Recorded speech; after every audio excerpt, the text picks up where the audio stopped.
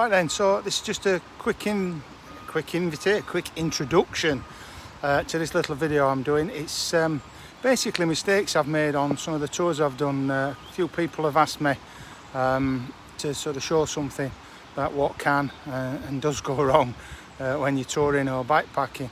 So I'm using three little tours that I've done previously. One thing I will say is when I did these tours, I wasn't sort of recording everything in the way that I do now. I'm making videos on my tours for YouTube and such. So I'm, rather than sort of let you look at my ugly mug while I talk about it, I'm going to show quite a few photos. There are a few video clips, and basically it's to let you know what went wrong on some of my tours, the mistakes I've learned from, and hopefully you can learn something from them too. You might have a laugh at my expense as well, but I've got broad shoulders, I can stand that. There's also a couple of instances on there where I've had some sort of random cases of kindness, where people have sort of helped bail me out of a little problem once or twice, so that's nice to see as well. So here we go, let's get into it. So this first example then is a tour I did with a friend from Malaga in Spain to Murcia. We camped the first night, and the second morning when we woke it was absolutely belting it down with rain. The result of that was that we rushed it quite a bit in packing up and getting on his way, which did result in quite a basic error really, as you'll see shortly. I did take a little video of that clip at that point, which I'm going to show you shortly. The weather brightened up the second afternoon, which was nice, but we spent that night in a hotel room. Here's a shot of the hotel room with the bikes in, and this next little clip here illustrates why we had to do that. Okay, so it's the end of day 3, and this site looks a little bit familiar, and we've come back 50 mile End of day 3 and we've done to pick 25 them miles. up. Yay! So yes, we'd managed to leave the tent poles at the site at a previous camp the night before. Comes of trying to pack up in a rush in the rain. So the lesson to be learnt there is check and check again on your campsite. Make sure you've got everything before moving on to the next site. This next little clip illustrates an act of random kindness, the other side of what you can actually find on a regular basis when you're out touring. Right, here we are then, day 5, is it 5? The last day? 5. Day 5. Just had a brilliant bloke ride with us for half an hour because we've been running around getting lost. He was on his way to work and he's brought us here. The last mountains to cross before we get back. We took Ronda bar for a beer. For a beer, marvellous.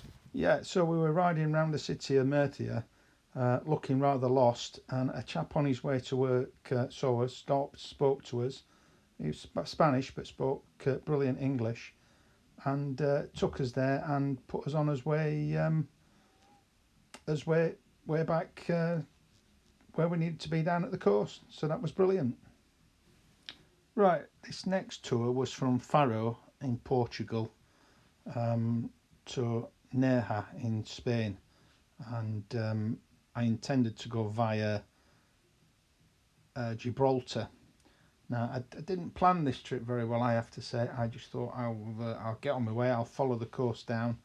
Faro in Portugal, just follow the coast down and I can't go wrong. Keep the sea on my right hand side and I'll get to Gibraltar.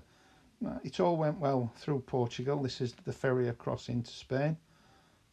All good so far. Travelling down the coast, and everything seemed to be going fine until I got to, I think it was the 3rd or the 4th night.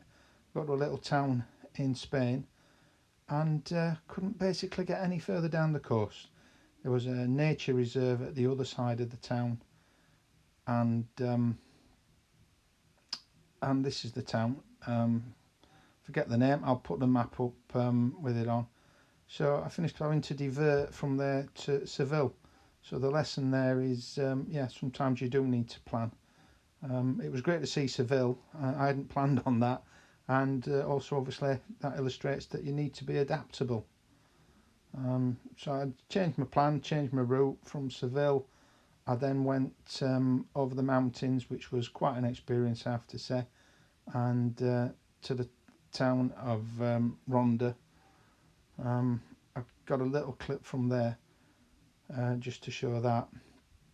I did go by the Via Verde Greenway, which was an old railway line through the mountains in Spain there, and that was an experience. That was good. So you do need to be adaptable. You may need to change your plans. This little clip is from Ronda. Well, this is the view from Ronda. Heading through these mountains tomorrow and down on towards the coast towards Malaga. It might be a bit uphill to start with, but then hopefully most of the downhill. If I do get it done, it'll be my biggest day yet. Getting on for 70 miles. So I've been rested up today. Fingers crossed. Beautiful, beautiful. Phew. So leaving Ronda, continued up over through the mountains down towards the coast. Again, I had planned to follow the coast, so I hadn't planned to be in the mountains. But yeah, fantastic experience. Hard work over some of the tops, the passes, but a brilliant experience. So another side to Spain, out in the sticks and such that you wouldn't normally see away from the tourists and such. This next clip illustrates something else, however, that you might need to be prepared for.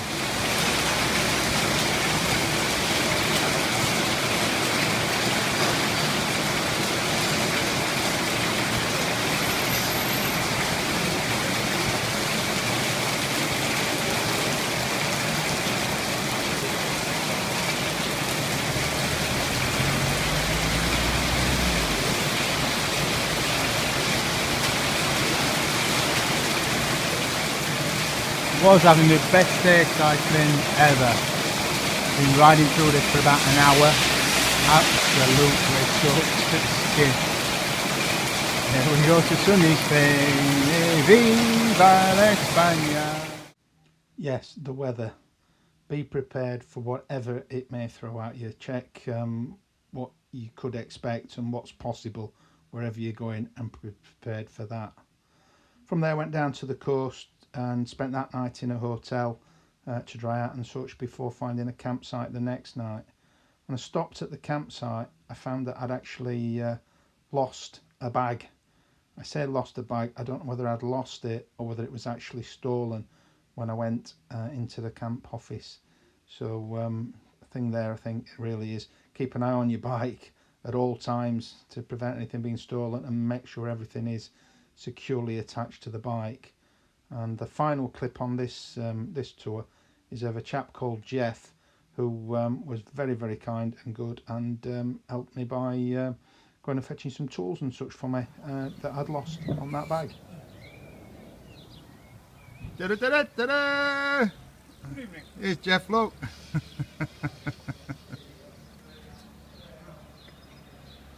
Hopefully with a pump for me.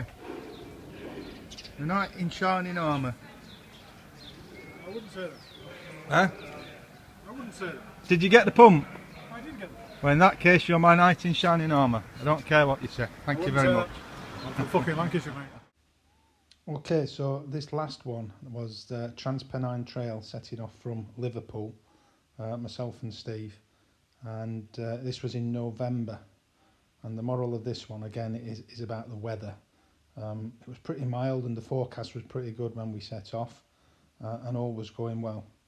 However, when we got to the Woodhead Pass, it's pretty high up in the mountains there, and we found snow and rain and wet.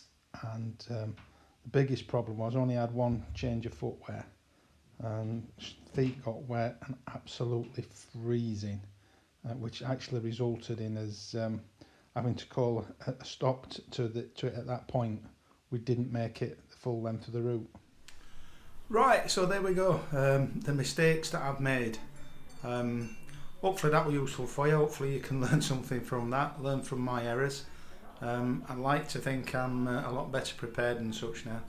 I still don't over prepare as regards routes. I don't like to sort of put it all into the Garmin or whatever before I go and have every turn in there. I think it's great sometimes to sort of take it as you go.